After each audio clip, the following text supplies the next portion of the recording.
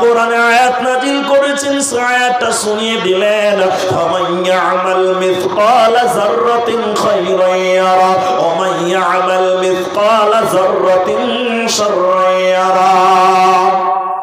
উমর রে, চলতে চলতে যদি যারা বরাবর নেকি করো, ভালো কাজ করো উমর, এর বদলা, এর সুসংবাদ আল্লাহ কাল কিয়ামতের দিন তোমাকে সুসংবাদ দেবে।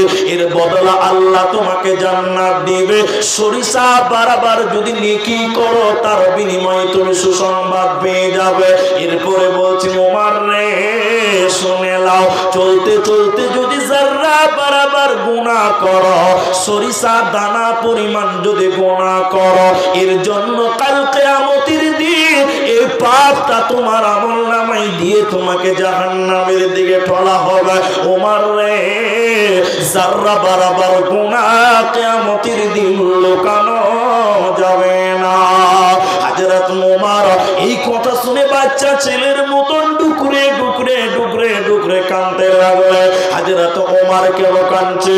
সরিষা পরিমাণ গুনাহ করলেও যদি এর আঞ্জাম পেতে হয়, এই সরিষা বরাবর গুনার কারণে যদি কাল কিয়ামতের দিন জাহান্নাম যেতে হয়, মানুষেরা এত গুনাহ করে, তাহলে এদের কি পরিণাম হতে পারে, এদের কি কঠিন বিচার হতে পারে। এই জন্য উমর বাচ্চা ছেলের মতো ডুকরে ডুকরে ডুকরে ডুকরে কাঁদতে লাগলে। এই জন্য আল্লাহ তাবারাক ওয়া তাআলা বলে, মুমিন যে হবে হবে রে, মুমিনের ভিতরে আল্লাহর কথা শুনবে, আল্লাহর জিকির শুনবে, মুমিনের ভিতরে আল্লাহর ভয় কাজ করবে, ভিতরটা ভীত সন্ত্রস্ত হয়ে যাবে, হাসতে পারে না, পারে না। আল্লাহর ভয় তার ভিতরে থাকবে। আর যদি বলেন আল্লাহকে দেখে ভয় করি না, মুলিশে আবার কে, পিঠের চামড়া থাকবে না। আল্লাহর ভয় কাকে বলে? নবীজি কসম করে বলছেন, বিশ্বনবী কসম করে বলছেন, ওয়াল্লাযী নাফসি বিয়াদিহি লাউ তা'লামুনা মা আ'লামু লা বাকাইতুম কাসীরা ওয়া লা যাহিকতুম কালীল। বুখারীর হাদিস। ভাইরা মায়েরা, নবীজি বলছেন, ওই আল্লাহর কসম করে বলছি, যার হাতে আমার প্রাণ রয়েছে, হায়াত রয়েছে, আমি যতটা আল্লাহকে জানি, পৃথিবীর মানুষ তোমরা যদি ততটা আল্লাহকে জানতে, লাউ তা'লামুনা মা আ'লামু লা বাকাইতুম কাসীর ওয়া লা যাহিকতুম কালীল। তাহলে তোমরা হাসতে কম, কাঁদতে বেশি, তোমাদের ভিতরে আল্লাহ নাই, এজন্য তোমরা হাসছো বেশি। শুনে নাও মায়েরা বোনেরা আমার, হযরতে আবু বকর যখন নামাজে দাঁড়াতেন, আল্লাহর স্মরণে, আল্লাহর ভয় কাকে বলা হয় শুনে নাও। হযরতে আবু বকর যখন নামাজে দাঁড়াতেন, এতটাই কাঁদতেন, এতটাই কাঁদতেন, পাড়ার ছেলে মেয়েরা মনে করতো আবু বকর পাগল হয়ে গেছে, হযরতে আবু বকর বোধহয় পাগল হয়ে গেছে। বিশ্ব নবীকে যখন এ কথা বলা হলো, ইয়া রাসূলুল্লাহ, আপনার বন্ধু, আপনার শ্বশুর আবু বকর নামাজের ভিতরে এত কাঁদছে কেন? নামাজ পড়তে পড়তে এত কাঁদে কেন? আপনি বলুন।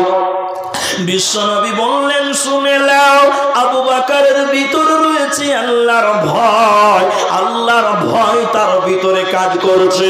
আর মুমিন যখন নামাজে দাঁড়ায়, মুমিন জানে যে আল্লাহ তার সঙ্গে যোগাযোগ করছে, আল্লাহর সঙ্গে মুমিন তখন কথা বলে।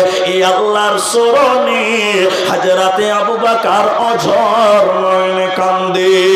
এই জন্য আল্লাহ তাবারাক ওয়া তাআলা বলে, মুমিন যে হবে রে, আল্লাহর বিধান শুনবে, আল্লাহর জিকির শুনবে, তখন মুমিনের ভিতরে আল্লাহর ভয় কাজ করবে, অঝর নয়নে কাঁদবে। আর তুমি যদি আল্লাহর ভয় কাঁদতে পারো, দিলে যদি আল্লাহর ভয় রাখতে পারো, বিশ্বনবী বলেছেন সাবআতুন ইউদিল্লুহুমুল্লাহু তাআলা ফি দিল্লিহি ইয়াউমুল লা দিল্লা ইল্লা দিল্লু। আল্লাহর নবী বলেছেন বালুয়ার মুসলমান শুনে নাও, কিয়ামতের দিন কোন ছায়া থাকবে না। সূর্যের তাপে মানুষের মগজগুলো যখন টকবক টকবক করে ফুটবে, কিয়ামতের দিনে মানুষেরা উলঙ্গ হয়ে কাতনাবিহীন যখন সূর্যের তাপে যখন দাঁড়িয়ে থাকবে, মানুষের মগজগুলো যখন টকবক করে ফুটবে, ওই সময় কোনো ছায়া থাকবে না।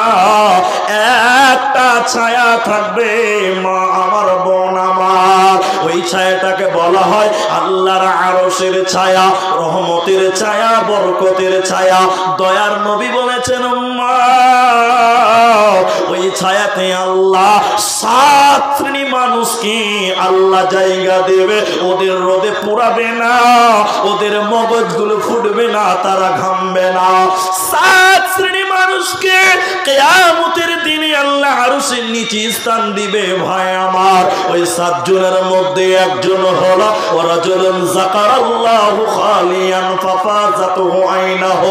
আল্লাহর নবী বলছেন, যে ব্যক্তিটা আল্লাহর ভয়ে দুনিয়াতে কেঁদেছিল, আল্লাহর ভয় যার ভিতরে ছিল, আল্লাহর ভয় নিয়ে যে কেঁদেছিল, আল্লাহর ভয়ে, ওই লোকটাকে আমার আল্লাহ কিয়ামতের দিন আরশের নিচে স্থান দিবে।